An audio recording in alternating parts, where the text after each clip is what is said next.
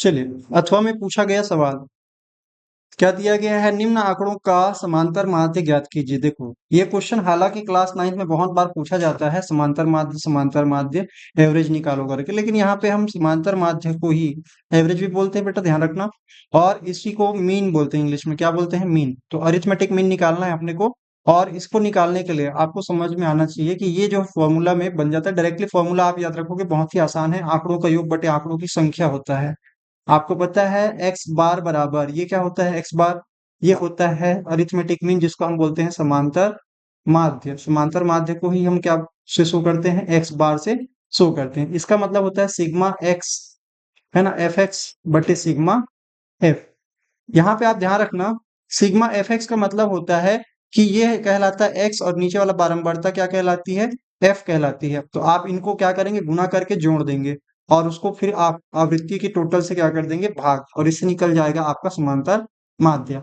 ये जो है क्या है, खंडित वर्ग है, जिसको डिस्क्रीट सीरीज भी बोलते हैं। क्या बोलते हैं, डिस्क्रीट सीरीज भी बोलते हैं, जहां पे सिर्फ आपको आवृत्ति दिया जाता है और उसको क्या दिए जाते हैं, आंकड़े दिए जाते हैं, और उसकी आवृत्ति दी जाती है सीधे।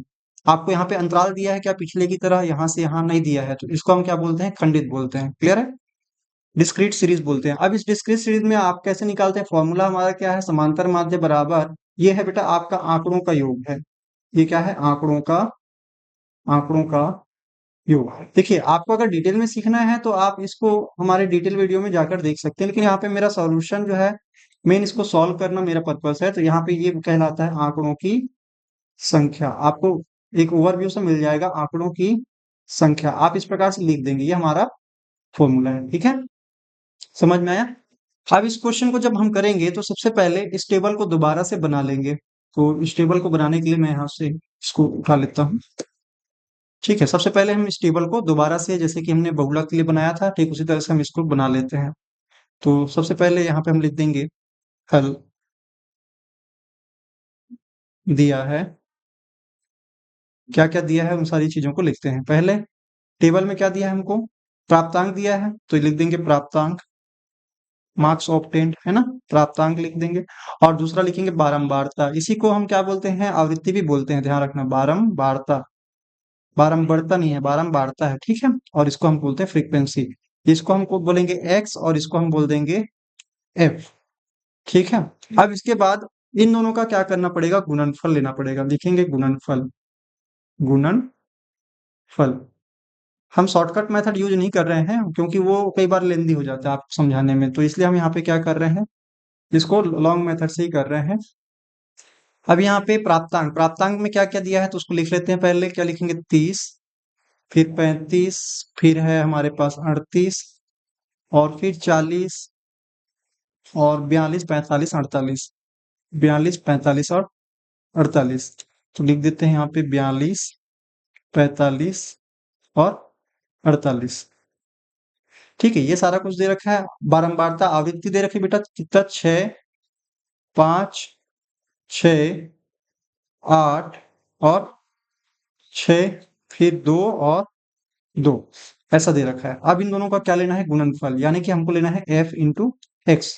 आपस में इनको क्या करना है, गुणा करना है। आसान है गुणा करना, आपको थोड़ा सा टाइम जरूर लगेगा गुणा करने में और जोड़ने में, लेकिन ये कर लोगे आप आराम से।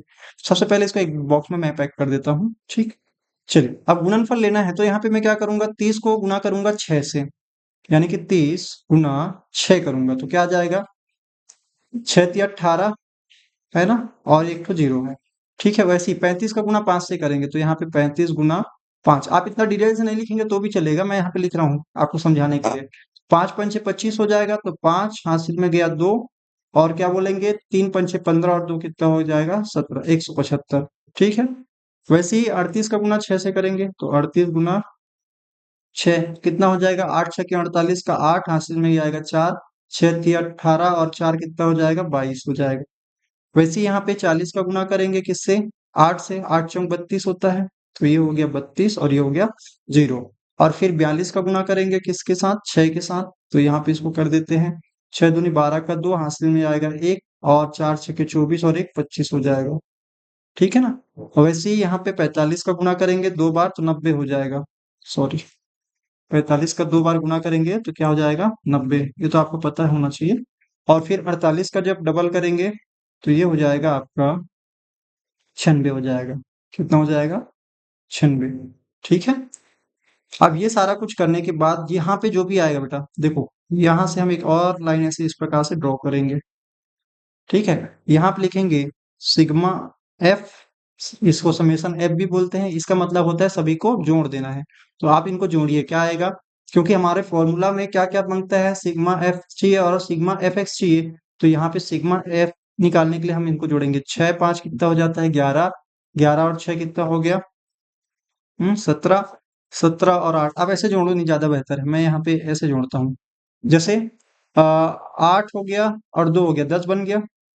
और यहाँ पे अगर मैं देखूं तो 6 और 6 12 हो रहे हैं, 12 और 6 18 और 2 20 हो गया, मतलब 30 हो गया, 30 और 5 35 हो गया, सब मिला के कितने हो गए हैं? 35 हो गए ना।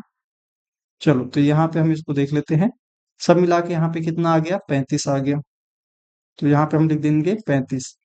ठीक इसी तरह से यहाँ पे जोड़ेंगे, तो जोड़ने का तरीका सिंपल है, 8 5 13, 13 और 2 कितने हो गए? इसको ऐसे भी जोड़ सकते हैं, 8 5 13 का 3, यहाँ पे 3 आया ना बेटा, हासिल में गया है एक बिंदु। अब 3 और 2 हो गया 5, 5 6 कितने हो गए? 11। 11 का फिर एक आएगा यहाँ पे और हासिल में जाएगा एक बिंदु और, तो दो बिंदुएं हो गई।